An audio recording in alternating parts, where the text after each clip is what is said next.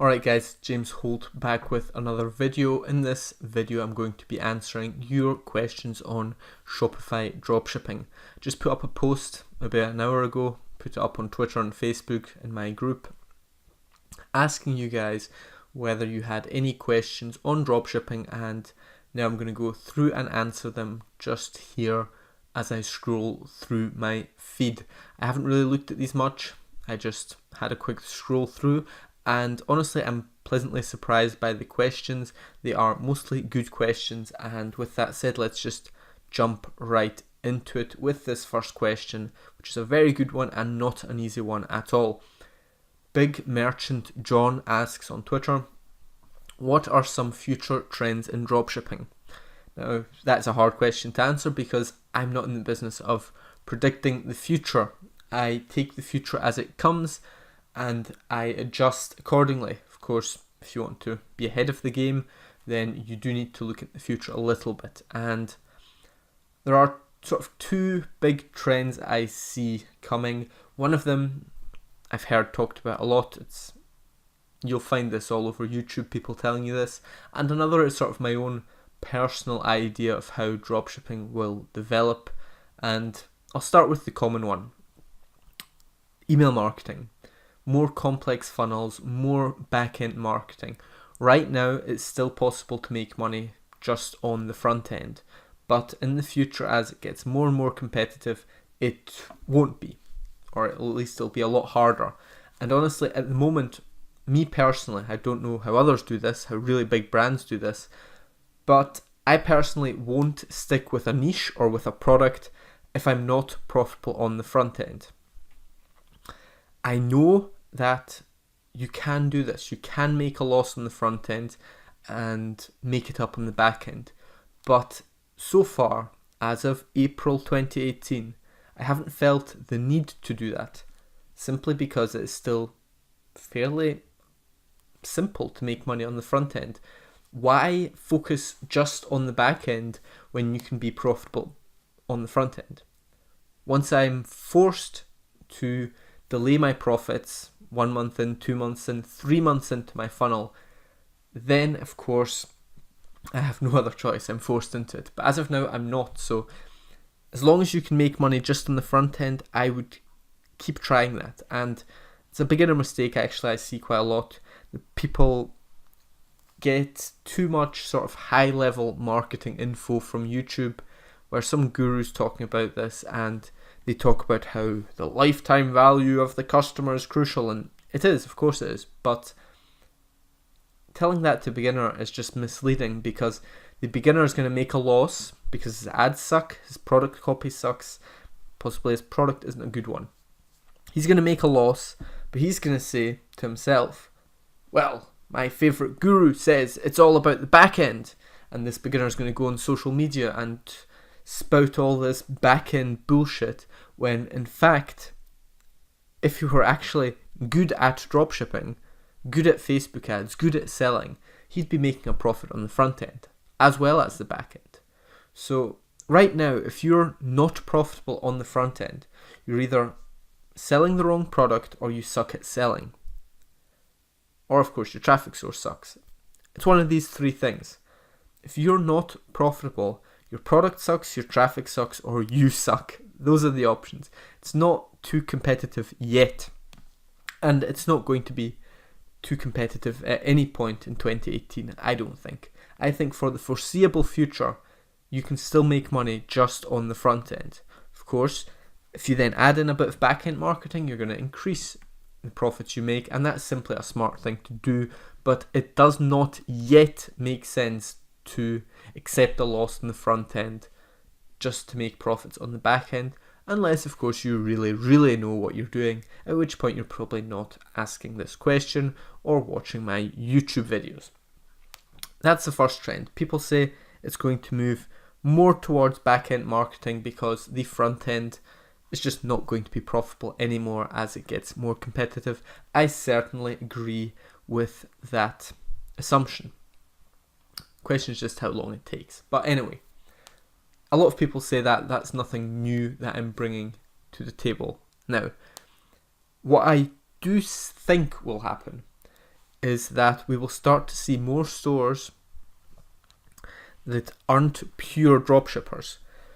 Stores that start doing a mixture of dropshipping and creating their own products and selling those. This is something I've considered doing, but I've never pulled the trigger on yet. It's hard to do. You're going to have some struggles with creating your own products. All these things involve headaches that you need to get past, and eventually I will have to do that myself, and I will want to do that myself. I just haven't quite found the right niche, the right products yet. I don't honestly have a store that I'm really passionate about. All my stores are cool, they make decent money, nothing spectacular, but consistent profits every month, which is my goal. I'm not looking to make 10 grand profit a month. I'm just looking to build a few stores, each making 1 to 3 grand a month profit, and that's me happy. Currently, I haven't got any store that I'm really passionate about scaling up and creating my own products. But if you do dropshipping right and you get the marketing right, you can build a brand around your store. If you build a brand around your store, it's going to make sense to start creating your own white label products or creating your own manufactured products. Manufacture them in China, import them and send them out yourself, or outsource it to a distribution center, whatever. I think that's going to be a trend in the coming years, that not everyone, but some stores start doing a mixture of some products are dropshipped, others are created themselves, either white label, manufactured, whatever, and then shipped either themselves or by a distribution center. That's the big trend I expect to arrive in dropshipping over the next few years. Next question. How do I get started with dropshipping? Well, you just decide on a niche, you learn how to do it, and get Shopify, you set up your website and you start trying it. I recommend you start with Instagram influencer shoutouts, not Facebook ads. Facebook ads is too complex. There are too many moving parts that you can mess up. It's much easier to start with Instagram influencer ads, and then after a while, when you've found your niche, you've found your successful, profitable products, you can then move over to Facebook with a lookalike audience fairly easily. Of course, how do I get started? It's not really a question as such, it's just sort of asking, how do I dropship? Well, there's a lot to it. Everything I cover on this channel flows into this question. Purely to get started, you just need a domain, Shopify, and you need to decide on products and a niche. A niche first and then the products, hopefully. Instagram influencer shoutouts, that's my main recommendation. Don't jump into Facebook ads. Keep telling people this and people keep ignoring the advice. It works for some. I think most of you would be better off just going with Instagram influencer shoutouts to start. Next question by The Red Introvert on Twitter.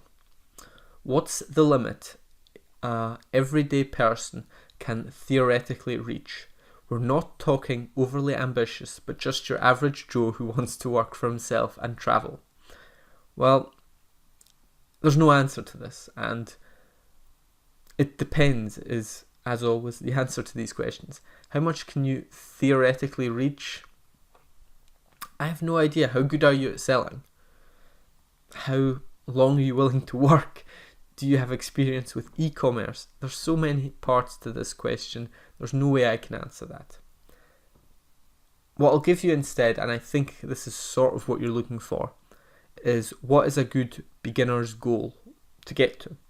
And I would say the first goal you should get to is consistent $100 days. Or start with consistent $50 days. Consistent being the key term. Not $100 one day, then nothing for 3 days, then $200, then nothing for a week. Consistent $100 days. That's revenue though. And $100 days, 3 grand a month revenue, you're probably going to make we'll say 600 to 1,500 pure profit from that. Quite a big range because I have no idea how much you outsource, I have no idea what product you're selling, how good your ads are, etc. So I think a good beginner goal, so in your first, let's say 6 months, a good goal would be to get to $1,000 pure profit in a month. That I think is a good goal, and it's not enough to live on yet, but if you think about the time you spent in school, college, if you went, how can you expect to make a full-time income with dropshipping after just 6 months? Yes, there are some people who do this. Yes, there are the success stories, and I even have my own success stories from students or from myself, but those are in some ways outliers, because the guys who do best with my content, they understand sales. They either have a sales background, or they started copywriting before they did dropshipping, or at least they're learning about sales now. That's how they succeed quicker than usual. So I think $1,000 a month pure profit is a good goal to reach in your first 6 months dropshipping. That is assuming that you're taking it seriously, but it is not assuming that you have any sort of extraordinary skills. You don't need to be the most gifted salesperson to manage that. If we want to jump back to the question before, how do I get started? Well, learn sales. That's the best advice I can give you beyond just getting started. For the first store of a newbie, would you choose Facebook ads as the way to advertise? No. Instagram influencer shoutouts all the way. Covered this just a minute ago. Most of you will ignore this advice anyway, but I keep repeating it because, well, honestly, IG influencer shoutouts are the key to my success. That is how I got started. That is the reason I'm still dropshipping, because I figured that out and saw how it's possible to make money with Shopify dropshipping so easily. That is why I'm still doing it. I would probably have quit long ago if all I tried was Facebook ads and the frustratingly long and expensive learning curve that it has. Second question by him is also, is the product the most important factor in dropshipping? Is the product the most important factor in dropshipping success? Yes, I would say so. Assuming you know sales, assuming your sales funnel is decent, you're not making any blatant mistakes in your ads, in your Facebook ad settings, in your IG shoutouts, assuming that you've got some basic understanding of how to sell, then yes, your product is what's going to make the difference between a store that bombs and a store that does well. That's why you try many different products when you're just getting started. You don't just try one and then improve your sales page forever. Get your sales page to a decent level and then test a bunch of products with that decent sales page, because a decent sales page with a good product sells. A great sales page with an average product doesn't sell with paid traffic, at least not profitably. So yes, I would say the product is, besides getting the absolute basics right, the product is the most important factor. That is kind of the X factor that separates people who make money and people who don't make money. And finding those profitable products, that is how you become successful at dropshipping. People who can consistently find winning products, they make money. Chris asks, what was the first product you opened a store for? The first product I tried to sell, I believe it was let me think here. I started 2 stores that failed. I can't remember which was first, to be honest. I'll tell you about my first 2 stores in that case. So my first or my second stores were a fishing store. I was selling sort of fishing lures, spinners, little bait stuff, and also some reels and rods and stuff. Never made a sale for that.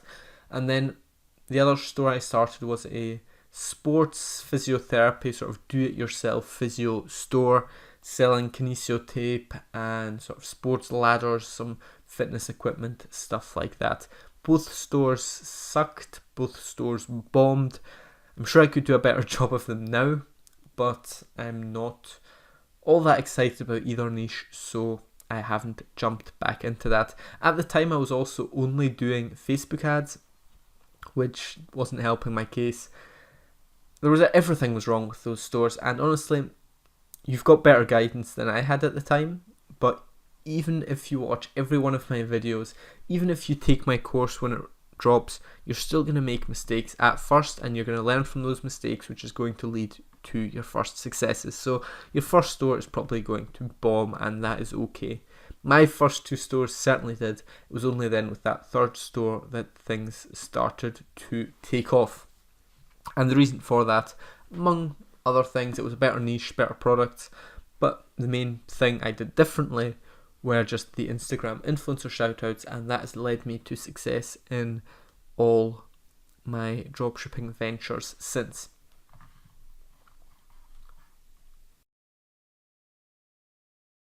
Moving on to the next question. Charles Punk asks on Twitter, together with buying your course, considering that it does not cover the basic stuff, what he means here is I don't do step-by-step instructions. I don't do any voice-over tutorials with how to set up Shopify. That's what he's talking about. His question is, which guide do you recommend to cover these for a beginner that buys your course? Now, before I get into this, the course he's talking about, it's Start Dropshipping Stuff, isn't released yet. It is going to be launched officially on the 25th of April. A few people have got in earlier through various special offers that I was running sort of as a test group. 25th of April is the official launch date. But he is right. I don't cover these step-by-step Shopify setup tutorials just because it is useless. It is a waste of your time, and it's especially a waste of your time if you're not a complete beginner. But even then, I don't think it is an effective lesson for a course. And most courses, honestly, I think they just use it to fill time and say that, oh, my course is 10 hours long, it's so much content. When in reality, they're just showing you, like, now I'm entering my name, now I'm entering my email address, now I set up a product page, and that's just not the point of a course. There are YouTube videos, walkthroughs, where people set up their whole store. It isn't hard. There are great Shopify guides. Honestly, the Shopify backend, it's almost self-explanatory. Just go log into Shopify. This is what I recommend as a beginner. If you've taken my course, which the question assumes, then you know the most important settings. I tell you all the settings that I changed from the default that are important, that make a difference, whatever. I tell you all that. I just don't show you step by step how to set it up. Just log into Shopify with that knowledge that you've got from the course, or from my YouTube videos, or from wherever. Set up Shopify, log in, and start going through it. It is almost self-explanatory. When you hit something that you don't understand or can't figure out how to do, Google it. Honestly, that is the key to success with online business, at least on the technical side. If you don't know how to do something, Google it. It's that simple. You can watch these 50-minute YouTube videos where people show you step by step, but even that, I think it's a waste of your time. That's why I did not include it in the course.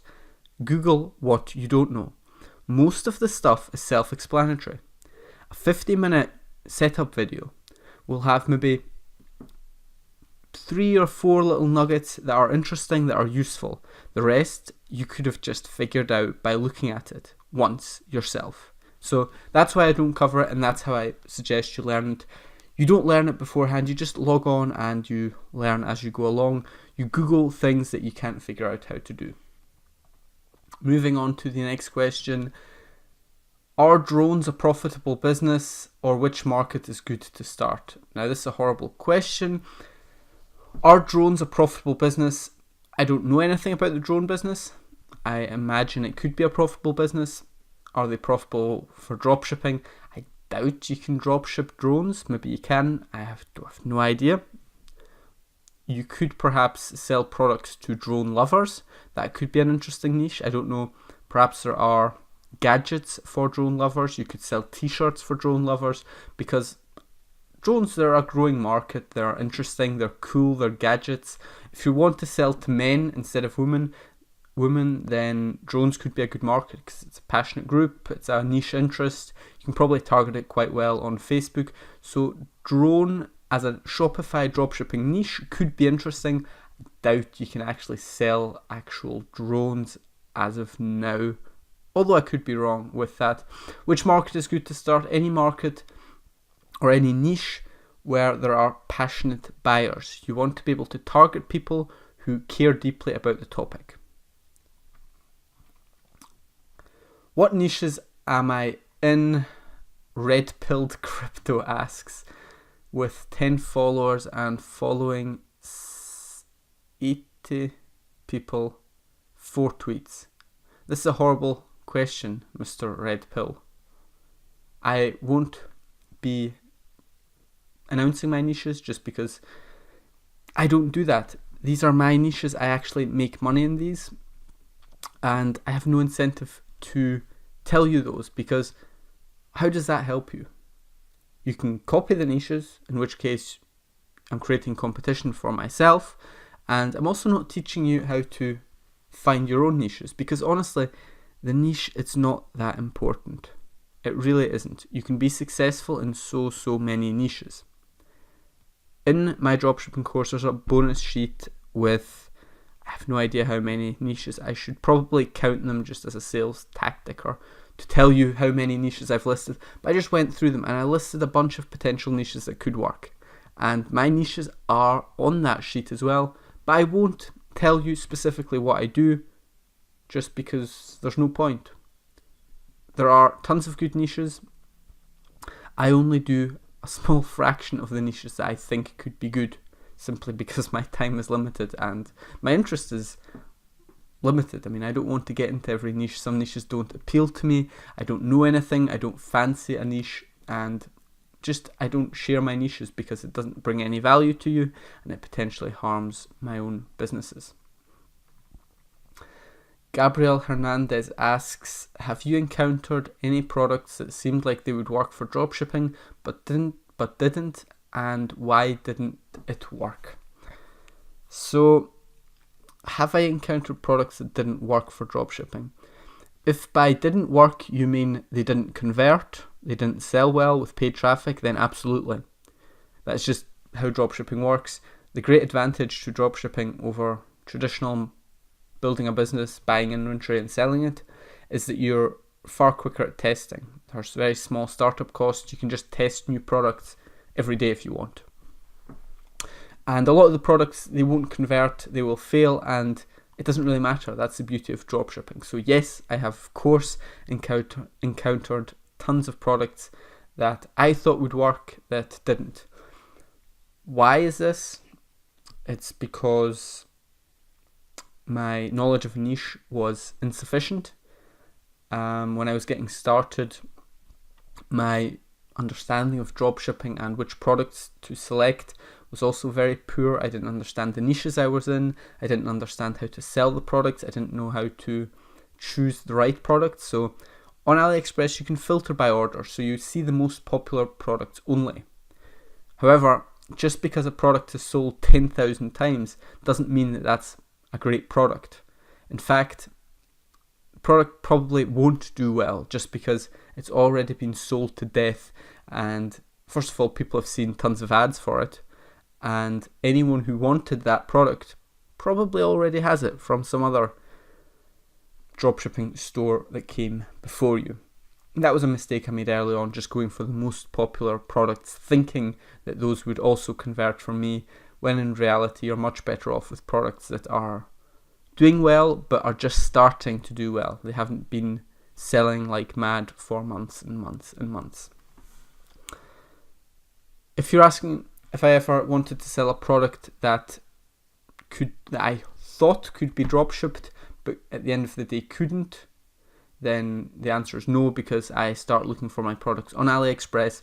I don't come up with my own ideas just randomly. So just to get back to our example before, I don't decide for some reason that I want to sell drones and then look up and find out I can't sell drones because drones aren't available on AliExpress. I start searching on AliExpress, and therefore all the products I find and want to sell are also sellable through dropshipping. So I'm not quite sure which way you want to take that question, but whichever way you mean that, I have hopefully answered it to the best of my ability. How do I deal with returns? Do you sell in your home country or abroad? I live in Switzerland and most of my sales are in the US. I used to sell more to Europe, so to Germany, Austria, Switzerland, France, Belgium, all that. Recently I have moved away from that and sell more in the US just because I think it's a better market. The Facebook ads just seem to work better in the US. I was hoping to get lower competition by moving abroad, but that was not the case. And honestly, AliExpress shipping times to the US are a lot better than they are to Europe. Germany in particular, Germany is a good market. It converts well for me, but shipping is a bit of an issue just because products, they take longer. They tend to take up to 60 days sometimes to arrive from China, and there are more frequent issues at the border when importing to Germany compared to the USA. So I honestly have moved mostly away from selling to Europe just because currently I don't think it is worth it. How do I deal with returns? Well, I have a clear refund policy. If the product is damaged, you send me a picture, or the customer sends my VA a picture describing what is wrong with the product, and they will get a refund. I don't ask them to return the product just because it would be a hassle. I just say, dispose of the product and I'll send you a refund. And I do that, process the refund right away, and then I go to my AliExpress supplier and send them the picture, again forward them what was wrong with the product and try to get my product price back. Sometimes it works, sometimes it doesn't, and I'm not really too bothered about it because remember, I've got good margins on the product. So the big loss really is the income that I'm not getting and the money I've spent on ads. If I sell a $10 product, I probably only spent $2 or $3 on it on AliExpress. Whether I get those $2 or $3 back or not, it doesn't make a huge difference. Refunds are a pain. If you get a ton of refunds on the same product or on products from the same supplier, then I would consider dropping that product unless it really is your massive big hit. So definitely cut back on products if you're getting complaints. Even if you've got a very good refund policy and you're very serious about making your customers happy, sending out products that are frequently damaged just is not worth it in my opinion. By the way, anything I said where the customer sends me a message and then I forward it to AliExpress suppliers, I don't actually do this myself anymore. I used to. Now I've delegated that to my VA who does a fantastic job. I recommend you delegate that as well as soon as you can. Probably do it yourself just for like a month or two so that you get the hang of it. You have to know how to do it properly before you can delegate it effectively. Again, this is looking ahead to my course. One of the things I cover in my course in depth, outsourcing, delegating, that I don't think other courses do a great job of teaching. Most courses will just say what I said in this video, delegate as soon as you can, but there's a limit to how useful that is. You need a bit more specific advice, how to hire, where to hire. Onlinejobs.ph, by the way, you don't want to hire someone from Upwork because they're sort of more temporary. There's a temporary nature to your working agreement if you hire from Upwork.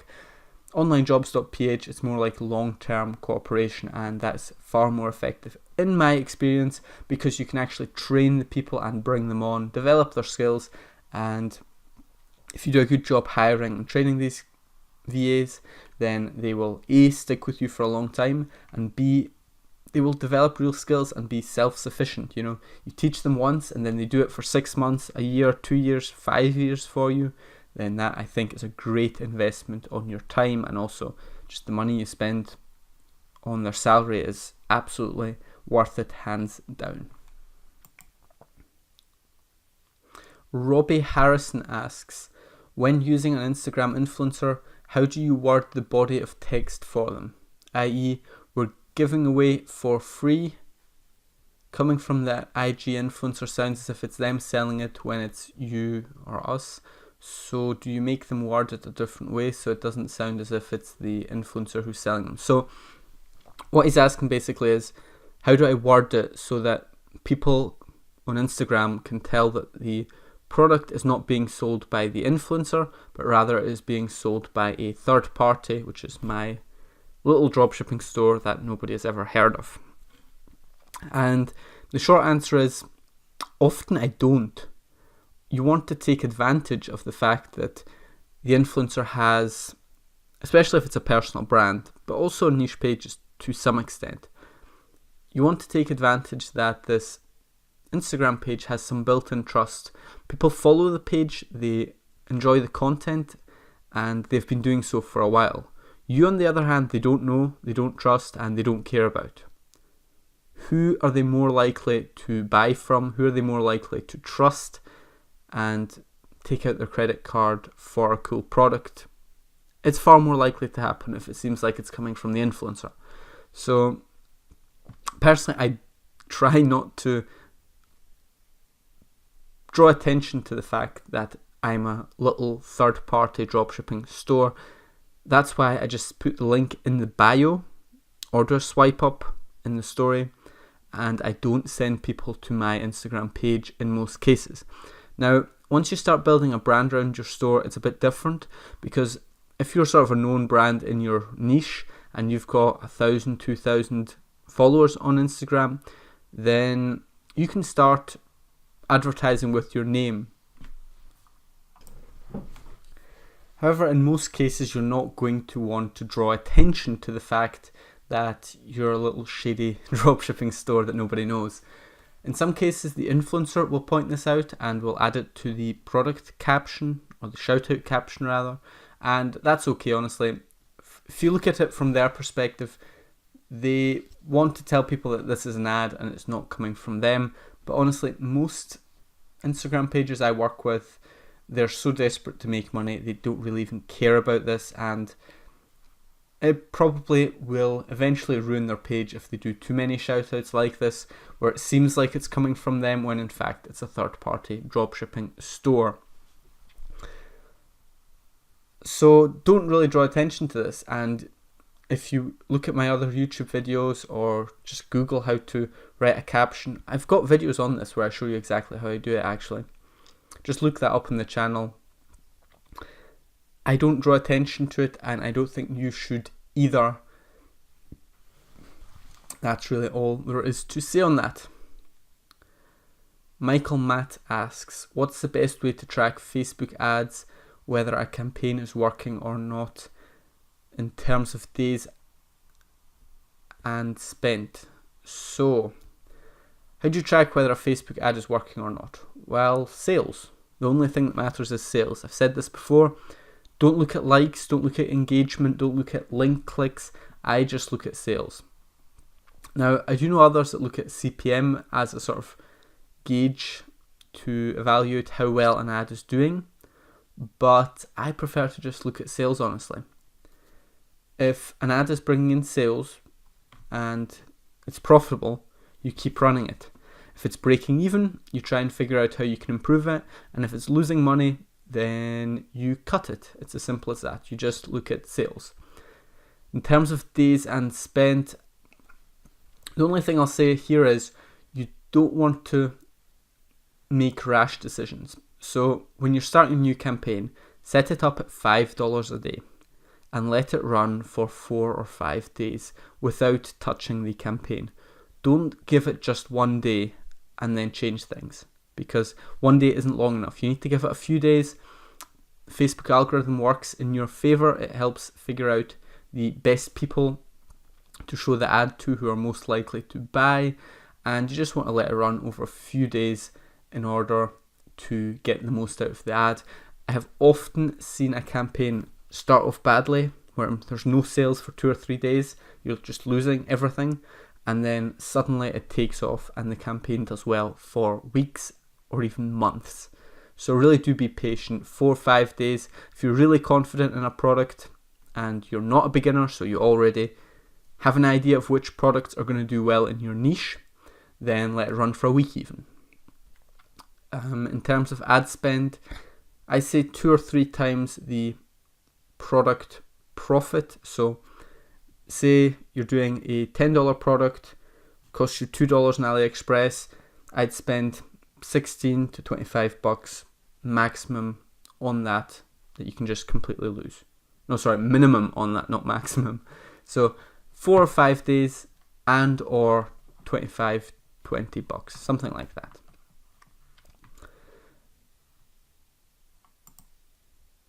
Daniel asks, do I outsource my theme design or do I do it myself? And any tips for that process? Honestly, my store design isn't spectacular. I've done it mostly all myself. I don't really know why. I outsource a lot of graphic design work now for my personal brand. Really, the main reason I didn't outsource it was that I didn't have the necessary employees yet at the time when I was building most of these stores. So I honestly don't know.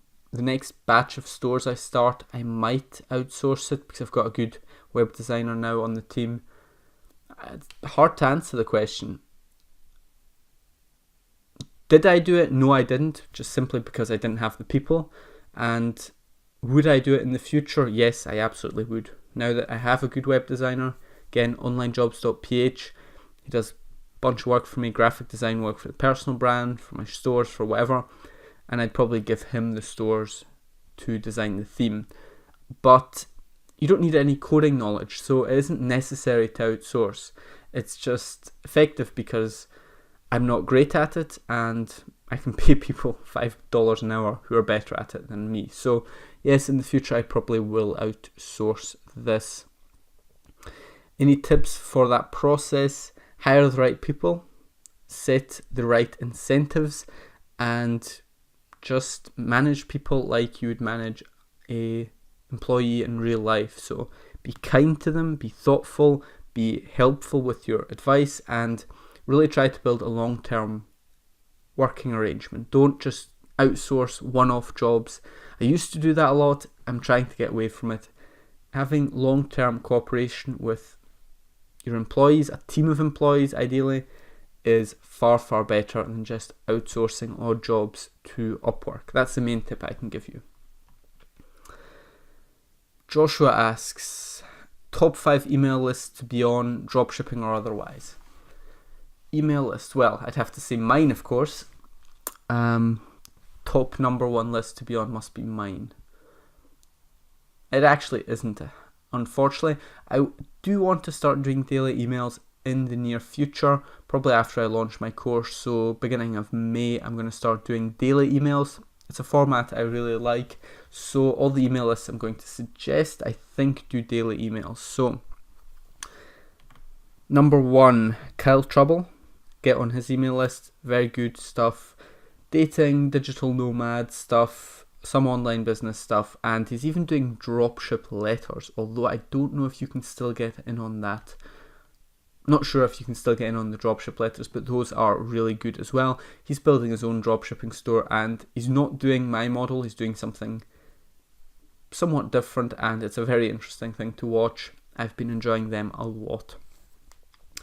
Number 2, I'd have to say my man Nate Schmidt, copywriter from the US, college dropout. He is a copywriter and a dropshipper. I helped him a lot when he got started with dropshipping, and because he's a great salesman and he's got a decent work ethic, he's been able to succeed very quickly. So he's already making decent money with dropshipping, and many of you, of course, know him because we interact with each other on Twitter and otherwise. Perhaps going to launch a product or a course or something with him in the future, and we're in talks for a bunch of cool stuff to come, so I'd have to recommend Nate Schmidt as my number 2. Number 3, I'll go with Alexander Juan Antonio Cortez, simply because he's got probably the coolest name I've ever heard. Joking aside, he's got a really good email list for fitness, mindset, mental health, that kind of thing. Not at all dropshipping related or even online business related. But honestly, I don't have any email lists outside of maybe Nate Schmidt and Kyle Trouble that talk about dropshipping. So what have we got? We've got 3 and myself. So can I give you 2 more? You could get on Christian McQueen's. Yeah, let's do this. We'll say Christian McQueen, Ben Settle, and Alexander Juan Antonio Cortez. You need to get on those 3 email lists simply to see how email marketing is done. These guys, they are great at the daily email format. It's how I want to start doing my emails. I've seen it's a very effective model, and yeah, that's how I'm learning it. I'm just watching what they do and trying to pick up some lessons from that. It's a model that is becoming more popular, and these are the guys who are popularizing it. You know, I'm reading Russell Brunson's old book, which I read a few years ago, but just went completely over my head. And just now I'm reading about what he calls Seinfeld emails, and it's exactly this model of daily emails. Not pure content, not just facts, lessons, hard lessons, but rather being entertaining, being fun, showing your personality, all that kind of thing, and doing that through daily emails. He talked about that in .com Secrets. Now, that's not a new book. I don't know exactly when it came out, but I read it first time 3 years ago, and I don't think it was a new release then, so it's probably been out for 5 years or more. And it's just been popularized now, at least in my circle, my online self-improvement circle. So definitely get on those lists if you want to see how email marketing is done. Plus, of course, you'll pick up some information on fitness, mental health, dating, the girls stuff, and email marketing. Ben Settle is all about email marketing and online sales. So you'll pick up a little about all these topics, but mostly you want to get on those lists to see how the masters use email as a marketing tool. And if you want to be really clever about it and ahead of the curve, then start doing the daily email, the entertaining daily email for your dropshipping stores. That is one way you could really get ahead of the curve. Personally, I don't do it yet, but I do want to teach one of my VAs how to do this, because she actually has a bit of a knack for sales, I've noticed. So I'm probably going to get her to write daily emails following sort of the Seinfeld or Ben Settle format. Final question, at least for now. I may do some more later on actually. How do you pick hot selling products with high profit margins? Question from Jose Enrique Padilla. Another great Spanish sounding name. How do I pick hot selling products? Well, AliExpress, you filter by order number. That's the first way. Not the best way because it's what everyone does, but it's a good starting point. Not necessarily for the main front end offer that you're sending traffic to, but rather it's really good for finding those secondary offers. So I have a front end offer that I send traffic to, that I advertise, but then I upsell people and I send them new offers via email. And I've found that these products that have really been advertised to death, way overdone, what people say is quote unquote oversaturated, although I hate that word. Those products, they don't work in ads, but they do still work on the back end. They do still work as upsells, and they do work in email, just because the product is so popular, it's proven, people love it, but they're just blind to seeing it. So there's sort of like that ad blindness because it's been done to death. So that filtering by orders in AliExpress is a good way to find secondary products. For your main offers, there's a few ways. I really like the tool Intelligence or Shopee Spy Tools, what it used to be called. Don't ask me why they changed the name to something that nobody can remember. it's a really great tool. It shows you the top 5 selling products on a Shopify store. So what you do is you go on Facebook and you just start clicking on ads in your niche, and again there's a toolbar. It's the Turbo Ad Finder in Chrome, and if you have that installed in your Chrome browser, you can activate it, and in your Facebook feed you will see only ads, and that's really effective for just finding those hot products that are selling right now. And if you keep seeing ads for a product, it is selling well. Otherwise, people wouldn't be spending money to keep showing that ad. So that is one way I find. I go on these popular stores, I look at the ads they're running, and I use intelligence to see their top products. Now, intelligence can't tell you how much of a product they're selling, but if you find a store that is advertising a ton on Facebook, Instagram, wherever, and if they're advertising a ton, then you can assume that their top 1, 2, maybe 3 products are certainly selling well. So that's what I use, and that's really my main recommendation. There are a bunch of other ones. You can go on eBay, Etsy, you can go on thieve.co, I believe the website's called. There's just tons of ways. This is why I'm broke. There's all these websites that sort of have curated lists of cool products, and you can go through them to find cool products for your drop shipping store. How do I find products with high profit margins? Well, I pick hot products first.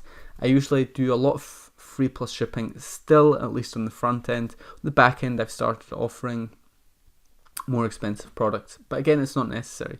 You can make a ton of money with free plus shipping offers, which is something that people seem to want to forget or ignore. High profit margins, honestly, I'm not too bothered about high profit margin products. I care more about the markup. So if I can get a product on AliExpress for say $2 and I do a free plus shipping offer for $10, then it's only an $8 profit margin, but it's a 5-time markup, and because it's a free plus shipping offer, if the product converts, it will convert well, or if the product is desirable to your target audience and you get the traffic and the sales funnel right, then you're going to sell a lot of volume for it for relatively cheap ad costs, and that's really what matters. So there's no point doing really high profit margin products, say $50 profit margin, $20 profit margin per product sold. If it's a high ticket offer, it will probably also cost you more in Facebook ad spend unless you've got a really, really good product. So I don't really worry too much about high profit margins. I just make sure I've got at least $7 or $8 if I'm doing cheapish products, so $10, $15. I try to get $7 plus profit margin at least. Otherwise, I've found it's just not worth running Facebook ads because the cost per purchase is going to be maybe $4, $5, $6. If I do really well, it might be $3, but that tends not to last, and it definitely tends not to scale. So that's really how I think about it. I try not to sell products with less than a $7 profit margin for that reason. Just not worth my time and effort. Alright, so this video has gone on for longer than I expected, and the reason is I just put out a message in my Facebook group and on Twitter, and I've been getting live responses over the past few hours, and I just got another message from Raymond on Facebook, so I'm going to answer that and then end the video. Before I get to the question, I'm just going to ask you here already once, if you made it this far in the video and you're not subscribed yet, what are you doing? You are listening to me for quite a long time. How long we're in, I don't know, 30 minutes, 40, 45, something like that, and you aren't subscribed? That doesn't make sense. So definitely hit that subscribe button to follow the channel for more videos like this. So final question for this video: how to do back-end email marketing to your customer list. Resources and tips on how to start brainstorming ideas. Well, we've already kind of covered that with the daily emails, Seinfeld emails. I told you the email lists I would get on. Those are all personal brands, but if you want to be ahead of the curve, then perhaps try mimicking them for your dropshipping store. Again, Email marketing, as I talk about a lot, as I really push this message in my course, I don't think it's an important part for beginners. Beginners need to focus on front-end sales. This goes against what most other experts advise, just because email marketing is trendy and it's very effective. But it's only effective if you've got a decent list. As a beginner, you need to build that list by getting really good at front-end sales. So the back-end marketing should take a back seat until you've really figured out the front-end marketing, and don't let anyone tell you that you can't make money on the front end. You can make $1,000 a month on the front end with just free plus shipping, with just Instagram influencer shoutouts. That's 3 things that people think limit your income potential. People think you can't make money with IG shoutouts. People think you can't make money with free plus shipping anymore. People think you can't make money just on the front end anymore. And all 3 are just patently false. People who are claiming that, either they mean well, because what they really mean is you can make more money if you do the back end as well, or they don't know what they're talking about because they tried free plus shipping perhaps, but it didn't work for them because they suck, they can't pick products, they don't know how to sell, or people are just regurgitating what someone else told them, which is probably the most common cause of people giving this piece of bad advice. Don't focus on email marketing until you've got a decent list.